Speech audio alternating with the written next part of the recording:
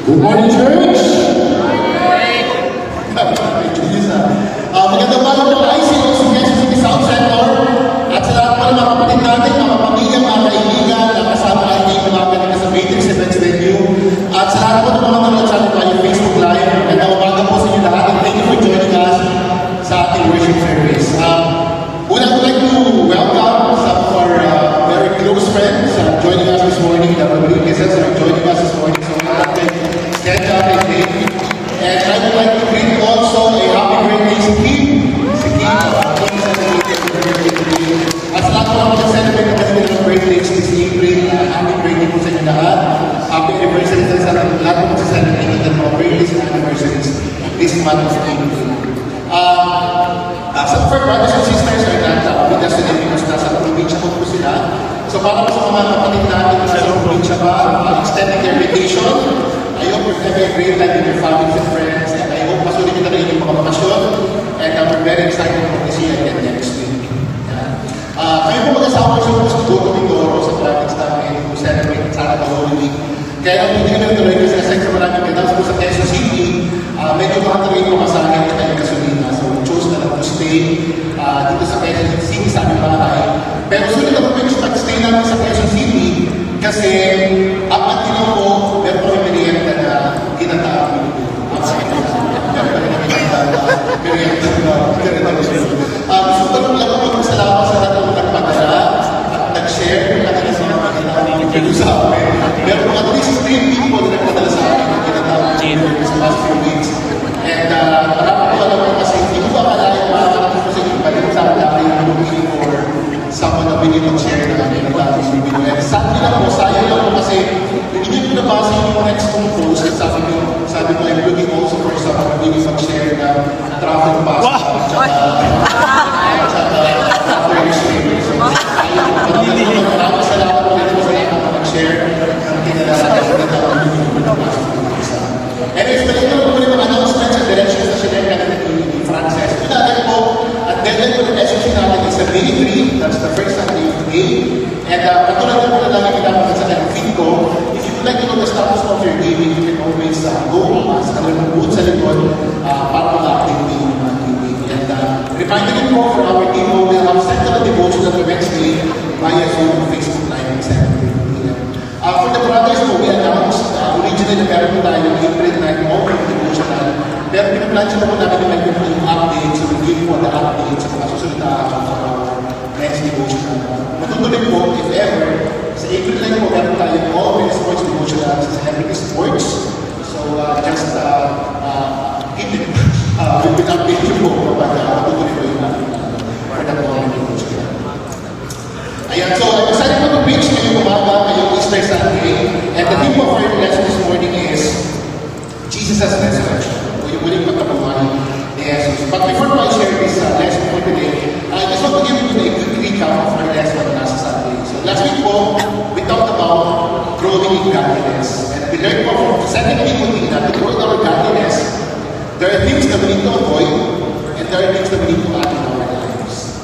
Ano po yung mga yun? Sabi po kay Timothy, avoid or have nothing to do with conversations, words or dialogues that are empty and idle. So iwasan naman natin to if you would like to grow in godliness. And then sabi niya, to train ourselves to be godly daily. And I hope na nakatulong po sa atin yung lesson natin last week to be more mindful sa ating mga words and conversations and to pursue growth together in godliness. Today po, since many people all over the world is celebrating Easter Sunday, our theme po is about Jesus' resurrection. And we'll talk specifically about Jesus' encounter with one of his disciples after he resurrected. And let's see po what we can learn from this encounter. So the title of our lesson this morning is Let Jesus In. So bago tayo patuloy, let's go to God. Let's pray. Panginoon, maraming salamat sa mga Panginoon that you have given us. We're grateful sa pagkakataon ng Panginoon magkakaroon ng relasyon sa inyo, relasyon sa Panginoon. Maraming salamat rin, Panginoon, na meron kami aliwalas, venues na have our service, our fellowship.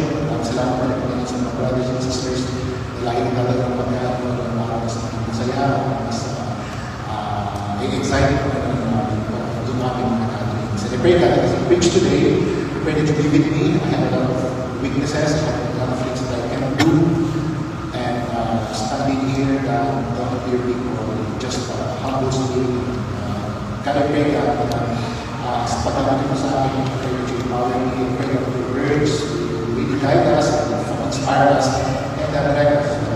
Maraming salamat po. Again, the title of my lesson this morning is Let Jesus In.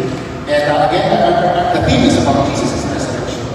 One of the very surprising things po about Jesus' resurrection is that not everyone was celebrated right away.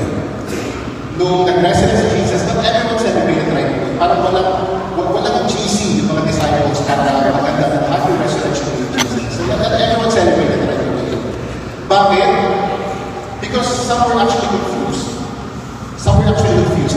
Did it really happen? Is Jesus really alive again? Is Jesus really alive again? Some were also afraid. Some didn't even recognize the resurrected Jesus. For example, si Mary Magdalene. Nakita nila si Jesus, pero she thought that Jesus was a gardener. So hindi na recognize si Jesus. And alam na nila kwento ng dalawang disciples who was already walking with Jesus on the road to Emmaus. But they didn't even realize na si Jesus na kasama nila. And in the middle of all this confusion, fear and uncertainty, may isang disciple who also had an interesting response after Jesus resurrected. His name was Thomas. Si Thomas na mga nasa lineage ko. Mga nasa lineage ko. Si Thomas ang nasa lineage namin yung nag-welcome.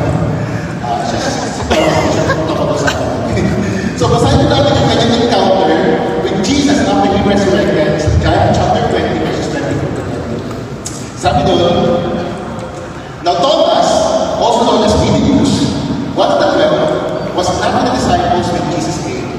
So the other disciples told him, we have seen the Lord. But he said to them, unless I see the nail marks in his hands, put my finger where the nails were, and put my hand in his side, I will not believe. A week later, his disciples were in the house again, and Thomas was with them. Though the doors were locked, Jesus came and stood among them and said, peace be with you. Then he said to Thomas, put your finger here, see my hands. Reach out your hand and put it into my side. Stop doubting and believe. Thomas said to him, I don't in my hand. Verse 29, then Jesus told him, because you have seen me, you have believed. Blessed are those who have not seen, and yet have believed. So napaka-interesting naman talaga yung mga responses ng mga disciples after Jesus resurrected. And isa naman yung response ni Thomas. Tulad na ni Thomas, sabi mo sa scripture, he's actually one of the 12. Si Thomas is actually one of the 12. Ibig sabihin, isa siya sa mga closest inner circle of Jesus. And he's been with Jesus for a very long time. So nakita niyo yung mga kanila, binalas ng mga miracles, with Jesus. And for sure, he also heard Jesus' promise on the third day, he will rise again.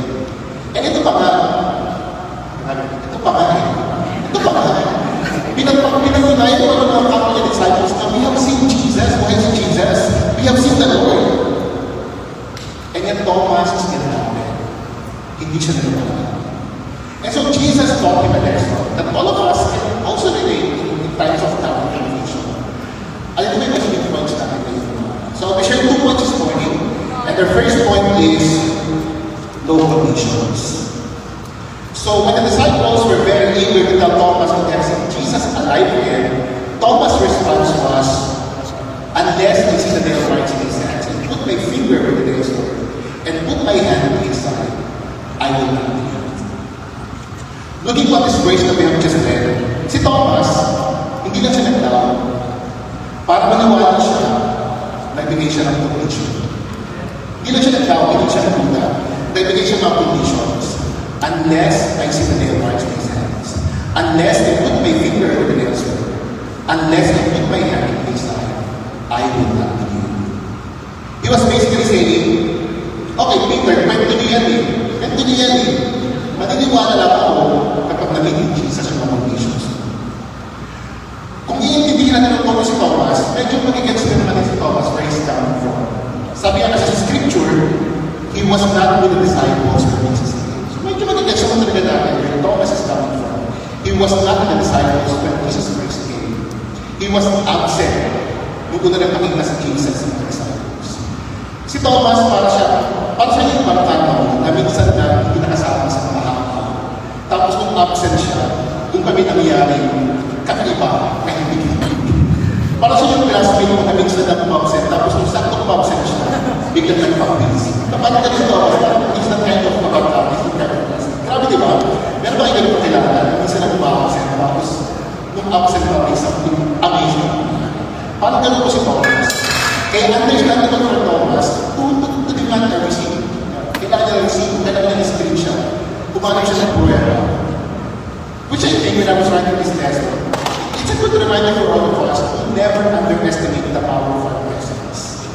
Huwag natin i-underestimate the power of presence because sometimes we'll never know what can happen during our absence. And that's what happened to Thomas. I'm not sure kung nasa si Thomas, but the scripture says he was not with the disciples. And so when they were telling him about Jesus' resurrection, Thomas' response was, unless I see the nail marks in his hands, unless I put my finger where the nails were, unless I put my hand to his side, I will not believe. When I was reading this story, naisip ko lang, sometimes we can also be like Thomas. Sometimes we can also be like Thomas. Hindi man natin sinasabi, but in our relationship with God, sometimes we also have our conditions. We also have our conditions. Bago tayo sumunod, meron tayong kondisyon. Bago tayo maniwala, meron na tayong mga conditions. Hindi tayo maniniwala unless God answers our prayers. Hindi tayo maniniwala unless God changes the situation. Hindi tayo maniniwala unless we fully understand everything. Kapag hindi naman God yung mga conditions na yun, we will struggle to believe and to trust in God beyond our prayers. Share ko lang po, may face talaga ng buhay ko God. I also have condition. May condition na rin. Nung kataasan ko ng way ko journey ko na maging tatay, I have conditions din. Sabi ko kay God, unless dinilok mo kami ng anak, I will not believe that you have plans and that you care for the angels. That's my condition na yun. God, unless bigyan mo kami ng anak, hindi ako maniniwala kung kailangan ko talaga sa buhay ko. That was the condition. Yun yung condition na kay God. And every time I see my friends getting their prayers answered, habang ako'y naghihintay ko kayo, my faith was becoming thinner and thinner. To the point I started doubting na, ano ba talaga ako? May plano ko talaga sa next story. Siyempre lang po, may time ko talaga actually na I intentionally don't take communion because I don't want to remember that. Kasi pag na-remember ko si God, mahal ko mahal ka. So I don't want to take communion. But eventually I realized, saan ba ako dadalhin itong doubts ko? Saan ba ako dadalhin itong condition kong ito kanya? If I keep on holding on to these conditions, saan ba nito ako dadalhin? Saan ba ako dadalhin itong conditions ko? Because I don't really realize, my conditions and doubts won't change God's character. Kahit meron ko mga doubts and conditions, it won't change God's character. Whether I understand the situation or not, He is still good. Whether I feel it or not, God still loves me. Sabi na sa 2 Timothy 2:13, which is my favorite scripture, if we are faithless, He remains faithful because God can explain Himself. He remains faithful whether by many unless, whether by many conditions I acknowledge Him. My question for all of us, mga kapatid, is, ikaw ba, what are your unless statements with God? Ano yung mga unless mo with God? Ano yung mga conditions mo? Ano yung mga nire-require mo na kay God before you fully trust Him? Maybe it's having a relationship. God, unless pinili mo sa akin yung boyfriend or yung girlfriend na pinapapray ka ng God, I will not believe. For some other couples, maybe it's also having kids. You're wrong. You're wrong. God, unless pinili mo sa akin yung anak, hindi ako niniwala. Or for those who have children already, maybe it is for them to become Christians.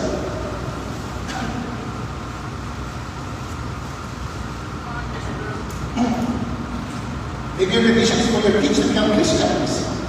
And if you think, this is a Christian, I will not believe. For others, maybe it's a promotion or financial stability or gain from pain. Ano yung mga kondisyones yung tayo before before you start believing. Si Thomas po, he also has conditions. Kailangan niya maging affectional si Jesus at mahawakan niya affectional yung mga sulat ni Jesus. And ang galing lang kasi, kung babalikin ko natin yung kwento, Jesus gave up Thomas on this. Pinagay ni Jesus yung gusto ni Thomas. Sabi sa verse 27, then he said to Thomas, put your finger here, see my hands. Reach out your hand and put it into my side. Stop doubting and believe.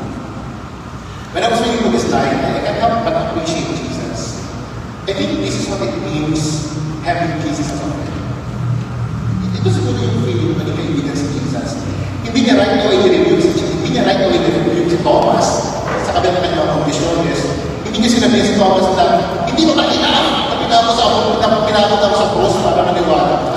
He did not rebuke Thomas. He did not shame him for doubting.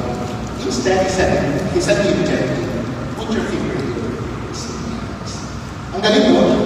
And by the way, na-appreciate rin natin yung commitment ni Jesus kay Thomas. Kasi sabi niya sa scripture, a whole week passed already, isang linggo na nakalipas, and still Jesus came back for Thomas. Hindi niya sinantabi, hindi niya pinalimutan yung request of Thomas. He really gave back for Thomas. And I think, this is what it really means to have a relationship with Jesus. He listens and he don't judge. You don't have a relationship with Jesus. He listens and he don't judge. And I'm sure si Jesus ganun din sa atin. Kung paano si Jesus ganun kay Thomas, ganun si Jesus sa atin. In times of doubt, Jesus is also patient and compassionate to us. Kaya si Jesus said, maybe today, you're in that position that you also have some questions. You also have some doubts. My challenge for all of you is to stop pretending na wala yun. Huwag kayo mag-pretend mo rin mga doubts and questions na rin. Acknowledge it, admit it, and bring it to God. He will not shame you or dismiss you. He will listen to you. Because the same Jesus who said, put your finger here, Thomas, is also the same Jesus who will reach us out in our moments of confusions, fear, and doubts. Why number 2? No barriers. Why number 2? No barriers. So basahin natin yung verse 26-27. Sabi doon, a week later, his disciples were in the house again, and Thomas was with them. Though the doors were locked, Jesus came and stood among them and said, peace be with you. Then he said to Thomas, put your finger here, see my hands. Put your finger. Put your finger down. Put your finger here, see my hands. Reach out your hand and put it to my side. Stop down with me. Sabi doon, though the doors were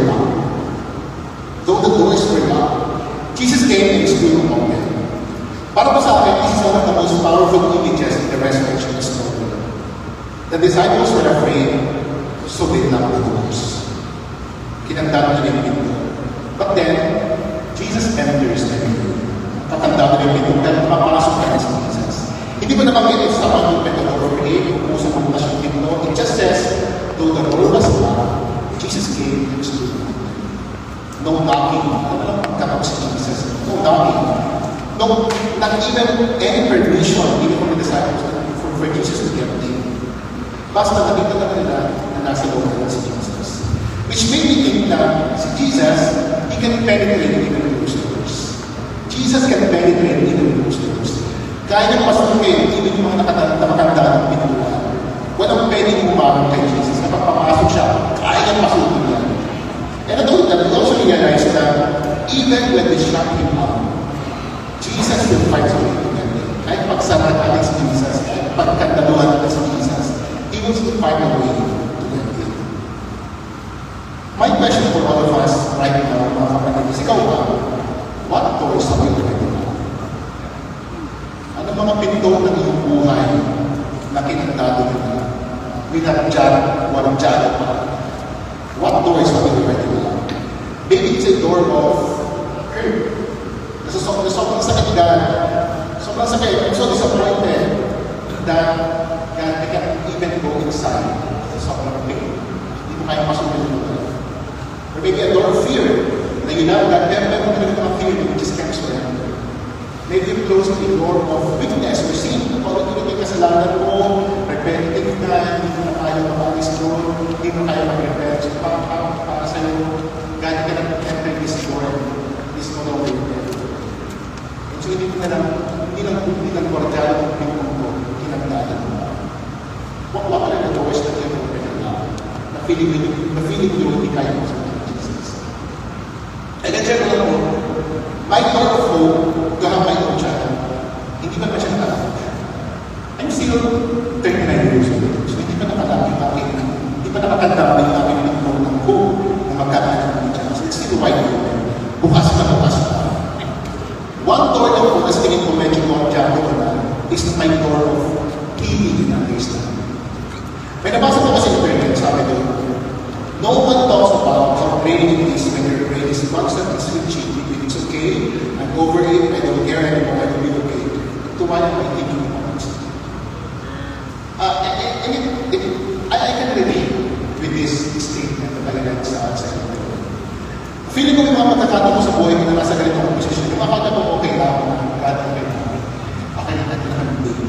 And then all of a sudden, may announcement, pala ko okay. Yung pala okay na. And alam ko yung mga pagkakataon sa mga susunod na araw. And feeling ko na okay na ako, pero once pag-announce naman sila, kaya, ay, may hindi ko na. Feeling ko yung door na, kaya mong pasukin yung door ko.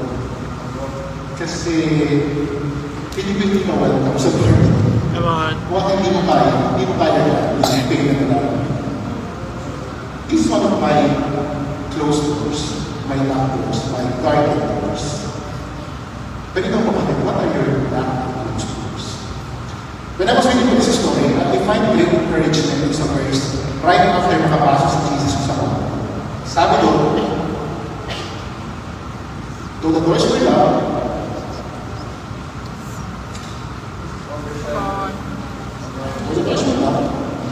Jesus came and stood among them and said, peace be. Peace be. When Jesus entered the doors, he said, peace be. He didn't just penetrate the locked door. He brought peace sa loob ng bahay.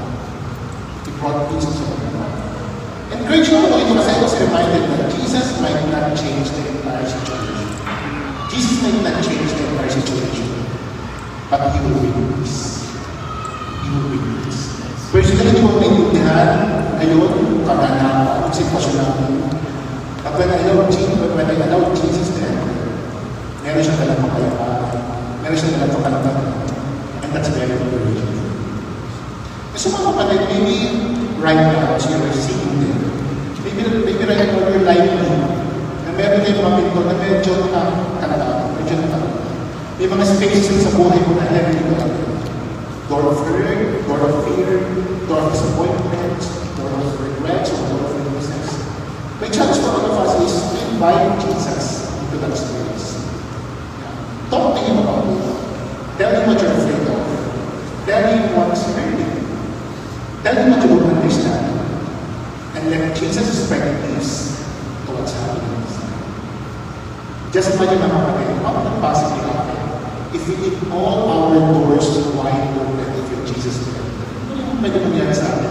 If we leave all our doors wide open for Jesus there, and we let Jesus and His peace reside. Saan ko natapos in closing, mga kapatid?